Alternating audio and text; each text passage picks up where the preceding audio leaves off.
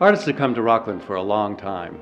The earliest art in America was portraits, which could be done anywhere, but that quickly expanded to include landscapes. And at that point, there was no better place to paint than Maine. With its scenic rocky coasts and the mountains inland, Mount Desert Island further up the coast, many artists came here to paint what was then known as the wilderness. The Hudson River School could almost as easily have been known as the Maine School or the Mount Desert Island School, for many of the same artists came to paint for the same reasons. In coming up to Maine to paint, they often used Rockland as a stopping off point, and in passing through, painted Rockland. And Paint the Town continues that tradition.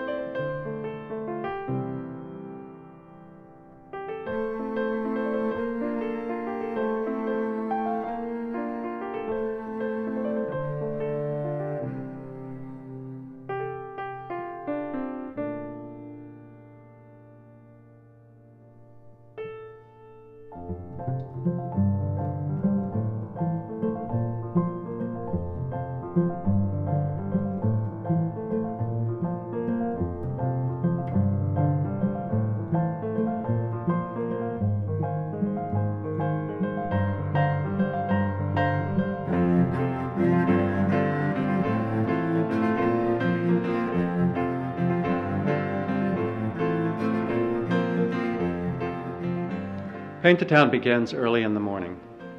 Artists begin to trickle in. They register. They pick up their bagged lunch. Artists of every degree of ability and experience.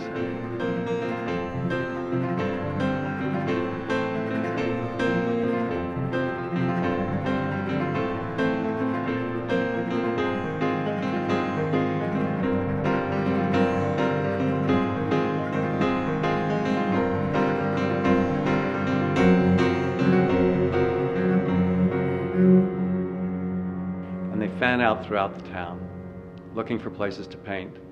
They set up their easels, and they begin to work.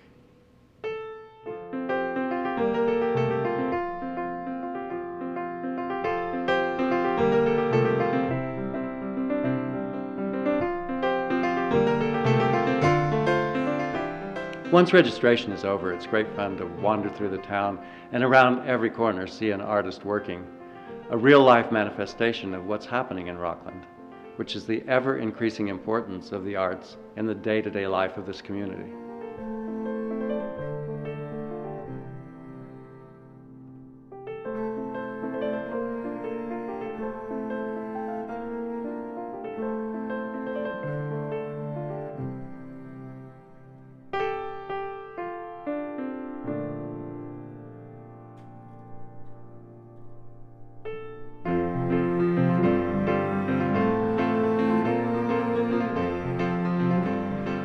I think one of the things I find so meaningful about being involved at the Farnsworth is rooted in a childhood deprivation of fine art. I grew up in farm country in Kansas, and we didn't have paintings. I didn't see a painting of any note until I was an adult, and I can remember that first moment standing in front of a painting at the National Gallery in London. I was completely speechless. I was completely changed by it. I can remember it was a painting by Bonnard. And since then, I've always believed in the transformative power of art. If people are just given a chance to stand in front of it and absorb it, I think it will change them, or at least potentially change them. Not every work of art, not every person and not every time, but enough of the time to make it worth the effort. And that's why it's so important for the Farnsworth, or for any museum, to come up with as many events, as many programs, to do whatever is possible to position people in front of those works of art. In other words, to get them through the museum door, to make them believe that this is an experience that they can have. We so often think of art as being something that's outside our realm of experience and that has no relevance for us, and we need to do whatever we can to change that perception.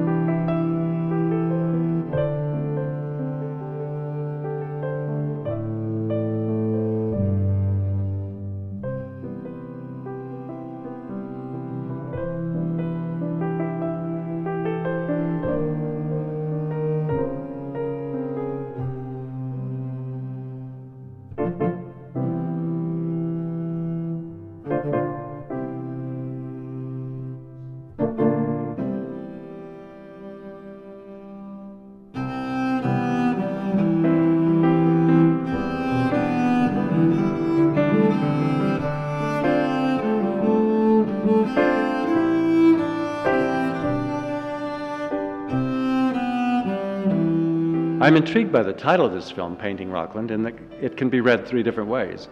There's Painting Rockland in the sense of swinging London, in that Rockland is a place full of people who are painting. And then there's Painting Rockland in that people go out and paint the walls of Rockland, refurbishing the town. And finally, there's Painting Rockland in the sense of our event, where people pick up canvas and brush and go out and paint pictures of Rockland.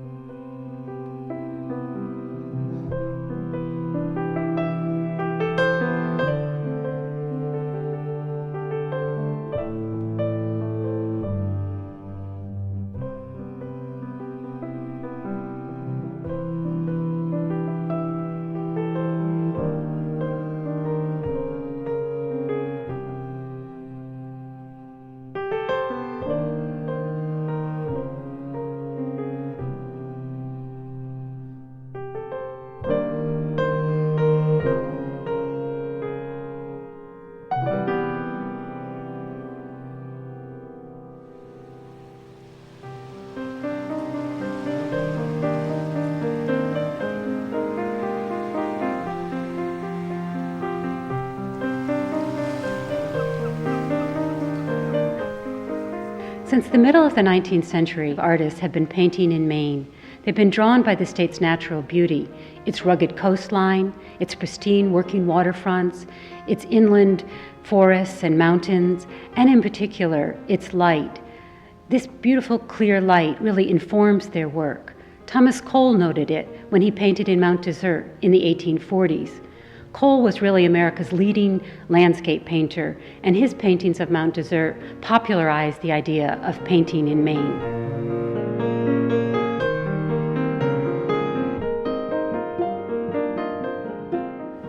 One of the best-known marine painters in the generation after Cole is Fitzhenry Lane, and while he's very well known today, he wasn't as widely known in his own day. But his paintings then, as now, were really admired because of the meticulous detail in which he rendered the various shipping vessels and their rigging. Lane was an avid sailor, and he made many trips along Penobscot Bay with his friend Dr. Lester Stevens, whose family owned a summer home in Castine. Here Lane shows us a view of Rockland Harbor, probably painted from the deck of a ship. in which he shows the Owl's Head light on the far shore, sort of signaling the idea of safe navigation into this protected harbor.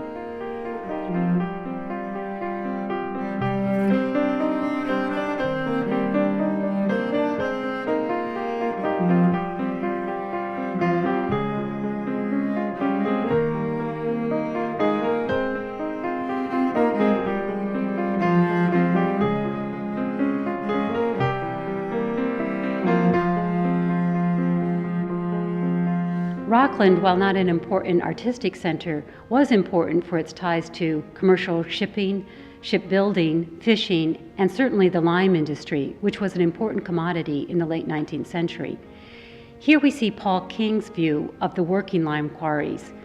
King was an American Impressionist, and this is a rather unique departure in American Impressionist painting, because usually they depicted more idyllic scenes, more leisurely activities were usually depicted by the American Impressionists. But King was a well-known Impressionist painter in his day, and here we have this unique view of the working lime quarries in Rockland.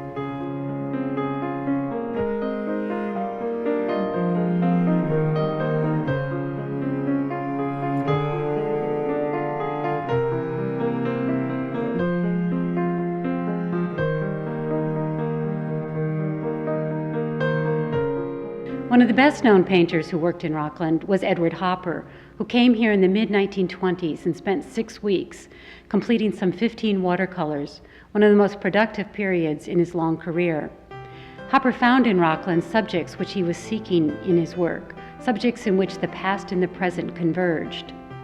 Here we see his view of the lime quarry, quite a different one from Paul King. Here they're abandoned, and Hopper depicts them as sort of a monument to a previous time.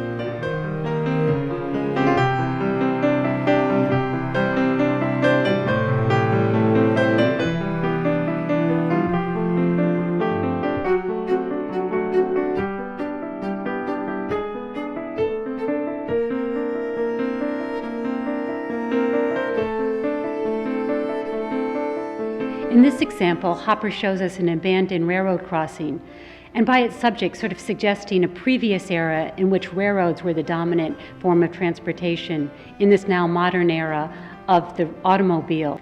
He heightens this suggestion of the past and the present converging by his dramatic use of light, the deep shadows of the trees casting a shadow over the railroad, and the bright light of the sunlight on the road, in this sense sort of suggesting both the past and the present in this same work.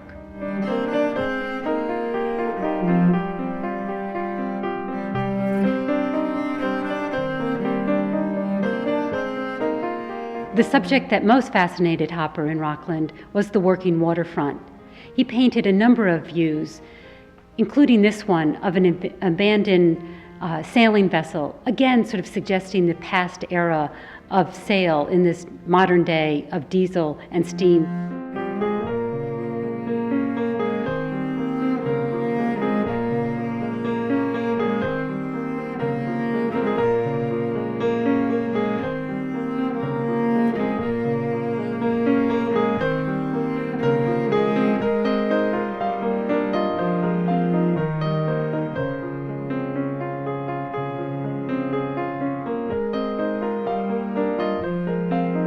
In another version of a similar subject, Hopper picks a different vantage point, actually painting from the deck of the abandoned sailing schooner, looking back up to the buildings along Rockland's Main Street, in this way really contrasting the past and the present.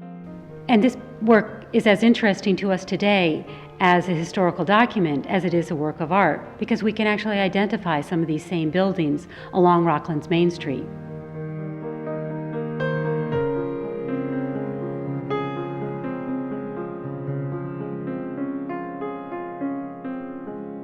Hopper's paintings of Maine influenced the next generation of American painters, including the young Andrew Wyeth. Here, in this very early watercolor by Wyeth, we see a similar vantage point to the earlier Hopper. And it's striking that the two shared such similar sensibilities. Wyeth, while not aware of Hopper's work, actually chose a very similar vantage point to frame his composition. Andrew Wyeth has spent every summer nearby Rockland since boyhood, and his relationship with the Farnsworth Museum goes back to its founding. His presence in the area and the opening of the Rockland Wyeth Center in the late 90s has contributed to the really vital artistic community that continues to this day.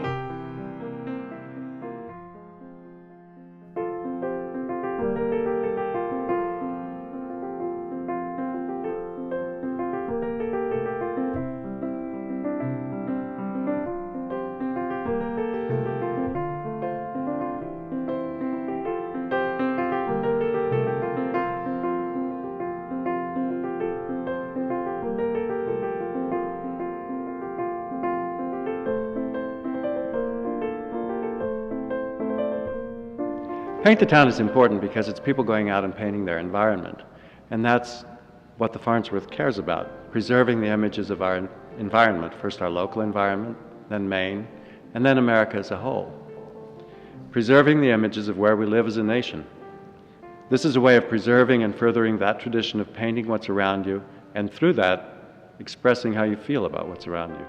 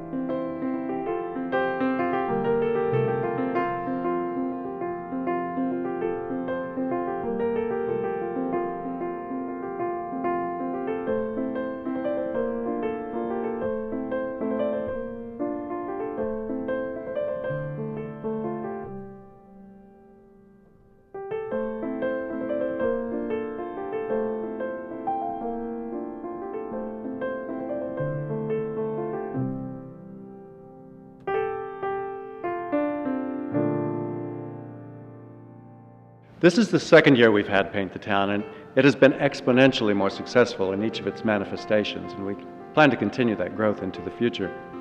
It's a perfect fit for the Farnsworth, a way to reach out to the community, a way to make art come alive for people, and to get personal interaction between people in the town, people in the surrounding areas, and the process of making art, experiencing it as a vital part of their lives. While people have always painted in Rockland, it's not primarily been thought of as an art colony like Algonquin or Mohegan, but recently it's come to be recognized as an art destination. The Farnsworth, having been here since 1948, certainly plays a part in this phenomenon, but there are new galleries opening. There's an association of gallery owners who have established Wednesday night as Arts in Rockland Night, the place to be if you're in the area, and other cultural institutions are finding Rockland a very comfortable place to call home.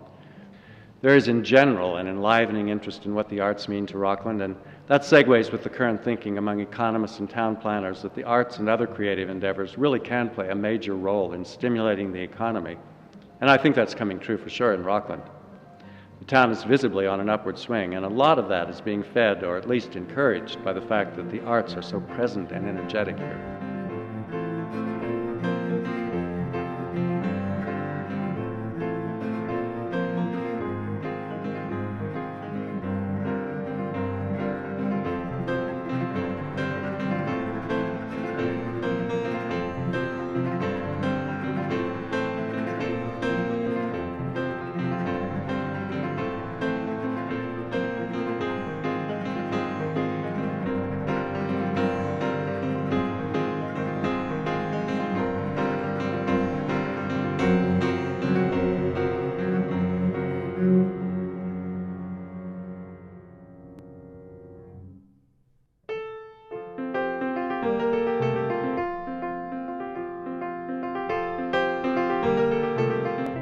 At the end of the day, as the first part of the event ends, it's great to see the artists come in with their paintings, many of them still wet, spreading them out on tables and putting them up on easels, their faces equal parts exhaustion and exhilaration, and sharing the events of the day with each other.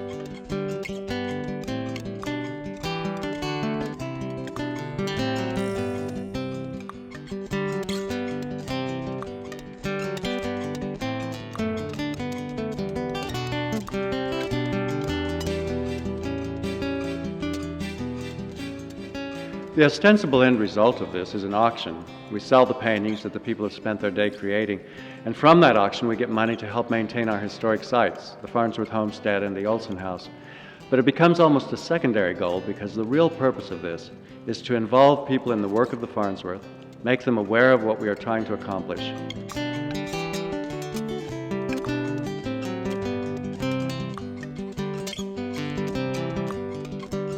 The exhilaration that people get from doing this is every bit as meaningful as any money the auction might raise. Bringing people into art in a very immediate way, either as creators of the art, observers of the process, or bidding on the work and taking it home.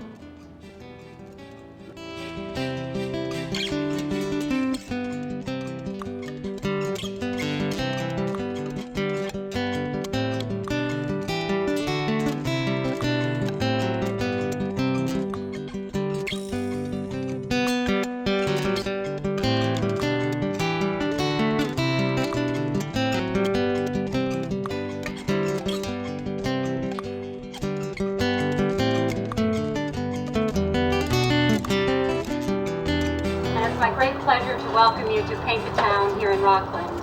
I'm glad to say that it's twice as many participants as last year. We've had over 100 entries this year, and we're just delighted that you're all here to participate and to hopefully purchase a work to bring home with you tonight. 205, looking for 210, 210, 220, now 230, 240 man. 240 I have, now 250. 250, now 260. 250, looking for 260, now 270, and now 280. 280 I have, and now 290, and 300 and now 310. I have 300 and now 310, bid on 310. 310 I have, 320. 320's bid now 330. 330 now 340. I have 340 looking for 350. I have 340 looking for 350. At $340 once, 350, 360. I have 350 looking for 360. There's no buyer's premium here, 360. Now 370. 360 looking for 370. $360 once, $360 twice. Fair room, fair warning. Sold 360. Number 272. 272.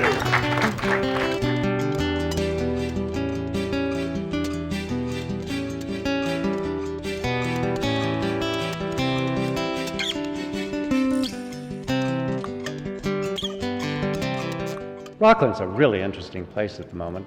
In the last decade, it's just boomed. I've heard it referred to as the Rockland Renaissance or the revitalization of Rockland. Any number of alliterative R's have been paired with Rockland to try to describe what's going on.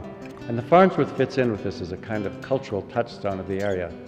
I think this trend has a life of its own, a momentum that can't be stopped, and people will continue to think of Rockland as a place to come and see fine art.